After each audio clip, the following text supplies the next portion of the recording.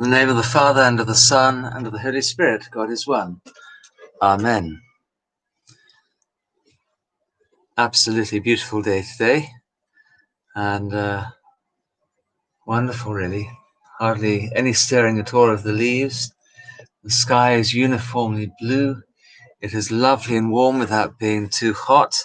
It's one of those days when it feels genuinely good to be alive. Plants all growing nicely. I went to have a look at the potatoes yesterday evening, and the ones that were badly hurt by the frost are now beginning to come to nicely and show quite well, which is a good thing. And blossom largely over. The May blossom, being now June, it's just coming out. So we're about a month behind the rest of the world in this place. Some people say about 10 centuries behind the rest of the world, but there we go. Let's see who's... Anthony, you're keeping up being the very first one. Thank you for your email. That was very, very nice. Thank you very much. Maria Helena, good morning. Thank you for your kind words you said this morning as well. And Vicky, Phoebe, Tracy, Declan, good morning, everybody. Or good evening, Tracy, rather. And Jovan, thank you for your email as well, which I've answered. And Amelia, God bless you. Good morning. So another beautiful day. And quite a lot to do. Actually, it's interesting the way people seem to be getting fidgety at long last and wanting this lockdown to come to an end. Well, this is where everybody can begin to exercise little patience. That seems to be a good idea anyway. Petrula, God bless you. Margaret, birds chirping in Chichester. Oh, wow, that sounds rather poetic. One of the things that I noticed yesterday during Matins, it's very beautiful. When one of the windows open, that leads to there's a beautiful laburnum behind the chapel, and the birds are sitting there and sing. And as our singing during the canon particularly got louder, so the bird joined in more loudly, joined in quite strongly actually, which was an interesting thing. Good morning, Father Pantaleimon and Yoda. Your prayers, Alan, yes, of course, I pray for you as well. I do anyway, but we'll continue to. Andrew, nice day in Guildford, that's good. So it seems we're all doing well. Tracy, yes, I know that you've been having a very rough time in the United States. And of course, it's reported quite extensively here, especially on BBC World Service. It's a terrible thing that's going on there. And if people are marginalized long enough and made to feel they don't belong, then naturally they behave in a way that shows that they feel they don't belong. And then everybody blames them, which is quite wrong. Anyway, let's have a look. We're going to have a look at Mark chapter 2, verse 13 and 14 today. There's quite a lot within here. Again, as before, Mark sort of just bounces into things, and you suddenly think, oh gosh, well, how clever to be able to put so much into so little time. Let's read it to you.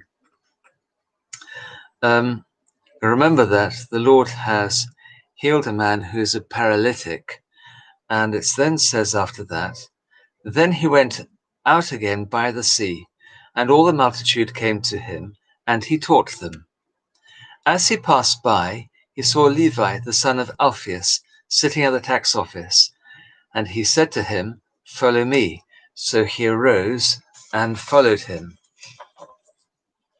Now, if you look at the archaeological dig of Capernaum, you can see that if the Lord went down to the sea from where he had been, and we presume that he was at St. Peter's house, it really is just a hop, a skip, and a jump, and he's there. It's a very short distance indeed. Goes down directly down onto the sea, come out of the front door, turn to the right, and maybe the Lord didn't actually hop, skip, and jump, but had he done so, he'd have reached the sea. And in fact, his feet would have been wet by the time he got there. And although that part there is quite rocky, probably it was built up as some sort of jetty at the time. Now, it was interesting because Capernaum was on the way from Damascus to Galilee, and it was also on the way from Jerusalem, apparently, down to the sea. So it was a good place to have a tax booth. These tax booths would have been just little huts, set up temporary huts, probably not even that, some covered area, and the taxman sat underneath, and he collected the taxes as they went by. But I'm hurrying ahead of myself here, just to set the scene. Jetties and other things like that. The Lord leaves the house, place of safety and so on, and he goes down to the sea. He leaves the city where things are settled, where they are built, where people have their home. And going down to the sea is important because, as we said before, the sea was symbolic of the area where the demons lived. And we see them at another point asking to be put into the pigs, and they then rush down to their home, the sea. The pigs drown. It's a place of unruliness, a place of the demons, a place of restless motion rather than being settled. It therefore symbolizes also one's feeling in oneself, a place of restless motion. So rather interesting place for him to go. He's walking down by the sea on that area. And it then says that a crowd comes to him. And the word that Mark uses is the word oklos, or oklos, comes to him. They come from, of course, the town. Now, oklos is an interesting word. It usually means a sort of unruly crowd, a rabble, a crowd such as being burning down shops and rioting in parts of America. An unruly crowd, not a friendly crowd. It's unruly, this crowd, and this unruly crowd is down by the unruly sea. We come across an oklos quite frequently within the scriptures, and the Lord always then sets about then making the unruly oklos ruly. The most obvious example of this is the feeding of the 5,000, where it says an oklos came to him, and he then tells the oklos to sit in, it says in English, in companies of 50 and 100. But actually in Greek, it's rather an interesting word because it's the word that's used for when you set out a garden. You set it out in squares of carrots. You have a square of carrots, a square of onions, a square of potatoes, and so on. So you're taking oklos, unruliness, chaos, like in the beginning of the Bible, and you're making something that is ruly and ordered from it, like a city. So the Lord has deliberately gone down to the unruly sea, and the unruly crowd has joined him from presumably the ruly and well-ruled city with well-ruled people within it. And there he is. And what does he do when he arrives there? It says he teaches them. I see here that the Lengeth has been trying to teach or get Henry up for his first online school lesson. Presumably Henry will be starting school again tomorrow, along with a lot of others. Good morning, Lengeth. And she's got 3 chicks hatched out yesterday and this morning. I was thinking of names of them like pie and nuggets and casserole. Natalia, good morning. Sissy, Kalimera. Thank God I am well. May you also be well. God bless you. It says that he taught them. So he's taking this unruly ochlos and he's teaching. Now, previously it was interesting because you'll notice it said he proclaimed the gospel to them. He told them about the gospel. It was kerygma, and here it's didache, teaching. So it's a different activity. He's proclaimed the gospel. This unruly gospel proclaimed crowd now comes to him. And what he does now is he begins to teach them. He does the second part of, he's done evangelism. Now he's doing ministry to them. He's teaching them, helping them to understand what it is that he's there to do. That's a really interesting verse. 14, verse 14. As he passed by, so he's probably moving on from there. He's going somewhere else, probably back into the town. As he passed by, he saw Levi, the son of Alphaeus, sitting at the tax office, and he said to him, "Follow me." So he rose and he followed him.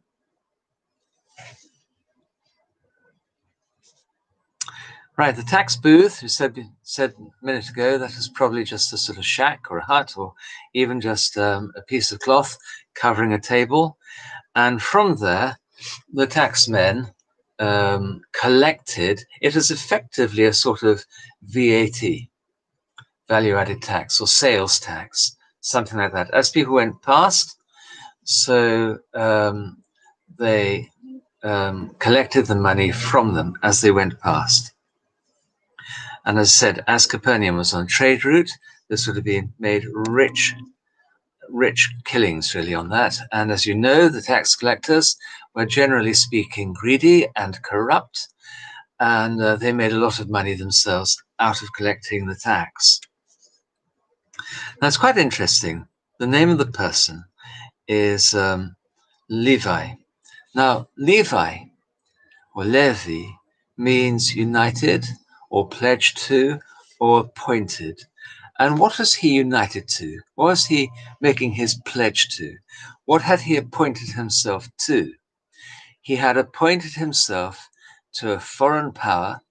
He had appointed himself to money and commerce.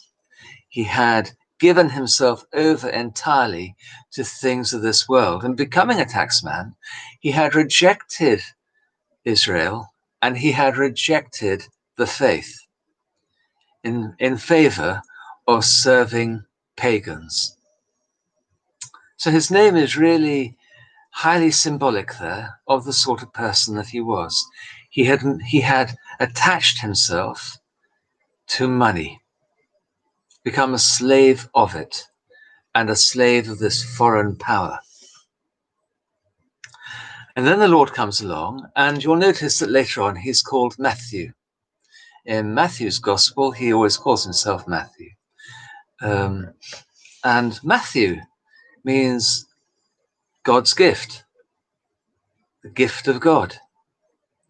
So he changes completely in this instant from somebody who is appointed to money and commerce and to materialism to being somebody or other who is both a gift from God and has given himself to God. What a big change has overcome this person. Never, ever the same man ever again. I remember seeing a lovely cartoon that showed him just looking at the Lord. He looked at the money on the table and he just swept it to one side and stood up and off he went. And that's more or less what he has done with his life. He has started all over again. He's starting from something new and he's following God. Now, so this despised traitor, this despised collaborator, this person who is going to go, this boy, I've just seen what Father Pantaleimon has just said to me. Probably a good idea, Father Pantaleimon. Or maybe we could have a senior department as well, Malenga. This despised person who has given his life and he's sitting, he's not moving, he's not dynamic, he is sessile as Levi, attached to money. The Lord comes past, he says, "Follow me." And now suddenly his life is dynamic. It's full of movement. It's full of possibility. He's following Christ. And notice that he is following. He's following after. You cannot follow in front of Christ. You cannot follow next to Christ. You follow Christ by following his back, by walking along behind him, by going where he has gone. And where he is going is to the cross. And where he's going after that is to the grave. And where he's going after that is to the resurrection. And after that, he's going to the ascension. And that's where we go too. We follow the route of Christ, which takes you to the cross, and then after that to the ascension via the resurrection. And that's a really important thing. You follow after him.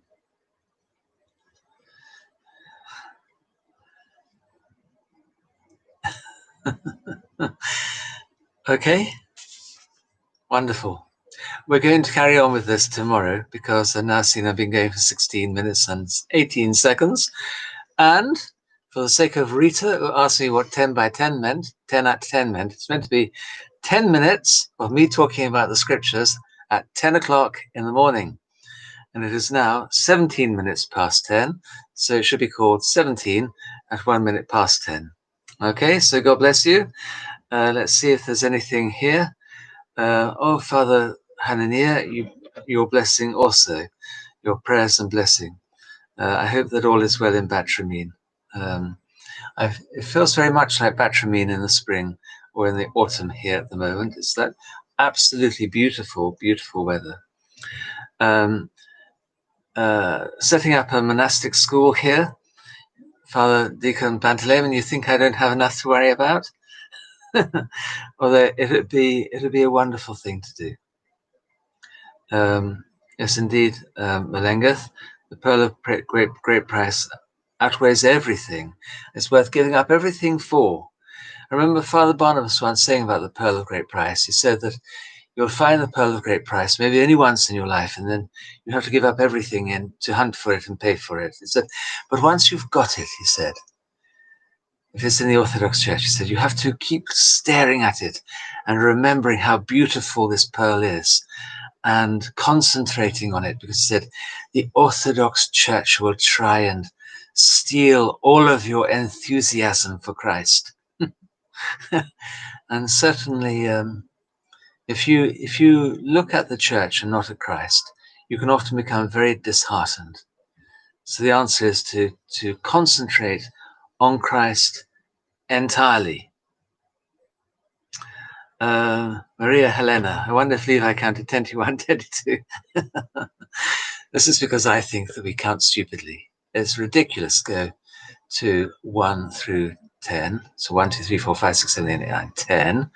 And then 11, 12, 13. It should go 9, 10, 21, 22, 23, and so on until you get to 2t, 2t1, 2t3, 3t, 40, 41, 42. See what I mean? And then that then makes much more sense. 99, but so therefore it should be 10t1, or even 1t1, 1t2, 1t3, which I think is even better. Okay, there we go. Completely nuts. This is why it is I'd make a very bad teacher for your children, Father Pantaleon. Okay, good night then, Tracy. God bless you. And